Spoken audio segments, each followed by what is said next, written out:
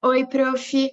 Hoje eu, Júlia, juntamente com os colegas Adriana, Beatriz, Camila, que não pode estar presente agora no momento da gravação, João Pedro e Maria Eduarda, vamos falar sobre a criptoquírdia, uma doença congênita do sistema gênito urinário.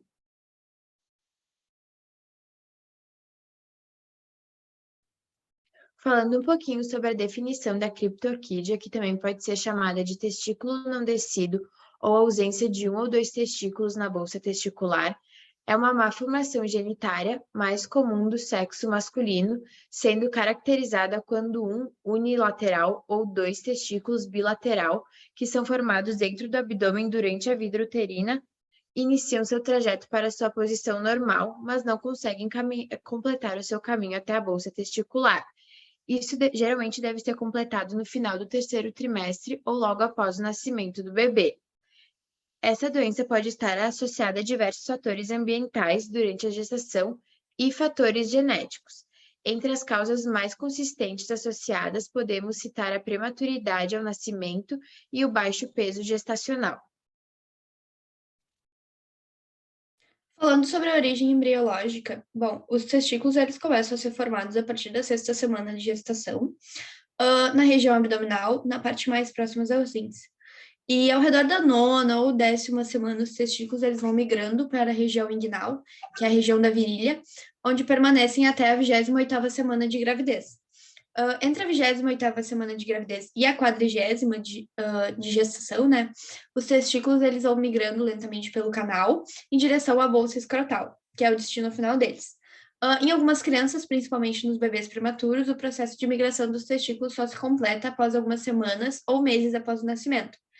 No entanto, na maioria dos bebês, os testículos acabam migrando naturalmente para a bolsa escrotal no primeiro mês de vida, de forma que, ao final do primeiro ano, apenas 1% dos meninos ainda apresentam criptorquidia. Falando agora sobre epidemiologia, bom, é uma das anomalias congênitas mais comuns, ocorrendo em 4% dos nascidos a termo e 45% dos recém-nascidos prematuros. A maioria dos casos está isolada, sendo a proporção de 6 casos isolados para cada caso associado a síndromes. Cerca de 80% dos testículos não descidos são palpáveis, e mais ou menos 60 a 70% são unilaterais, sendo que a maioria ocorre no lado direito.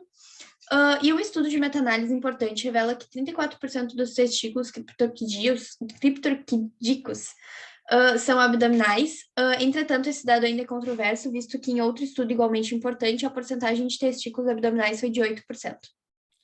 A associação da criptorquidia com a hipospádia ocorre em 12 a 24% dos casos. A persistência do conduto peritônio vaginal, que está relacionada também à etiopatogenia da hérnia inguinal e hidrocele na infância, tem forte associação com criptorquidia.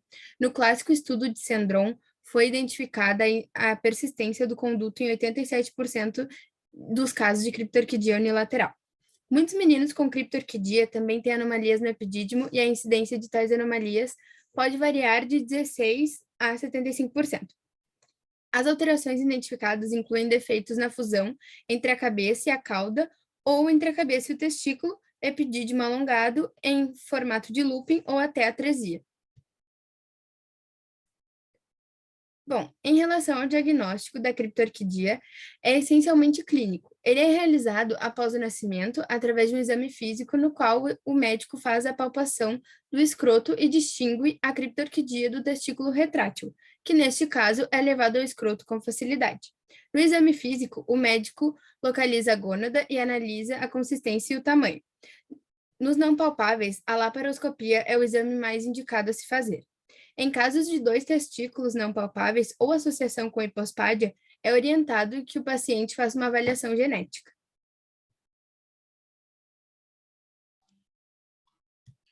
No prognóstico, os meninos que recebem tratamento precoce para sua criptorquidia geralmente não sofrem complicações e se recuperam bem.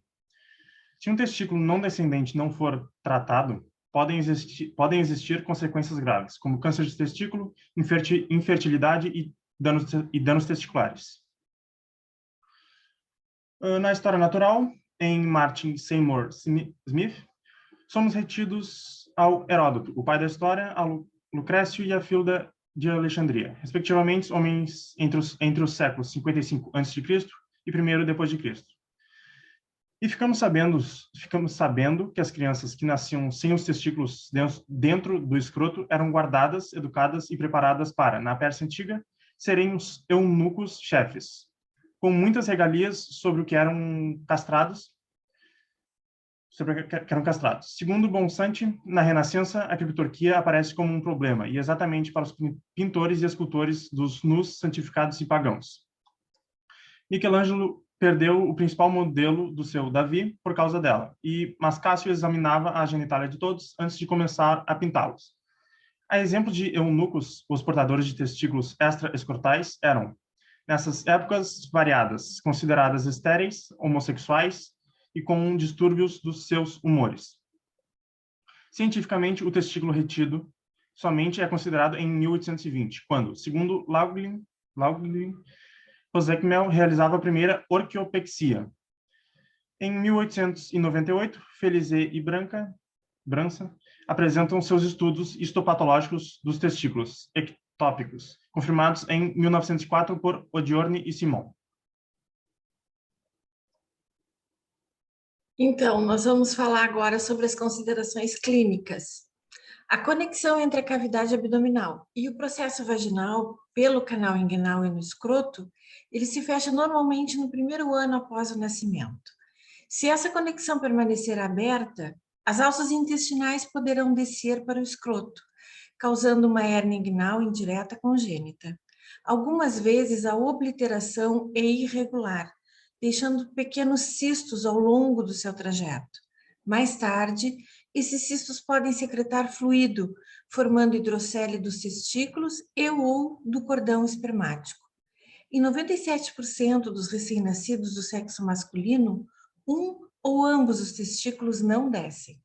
A condição é chamada de criptorquídia e pode ser causada por diminuição da produção de andrógenos, que é a testosterona.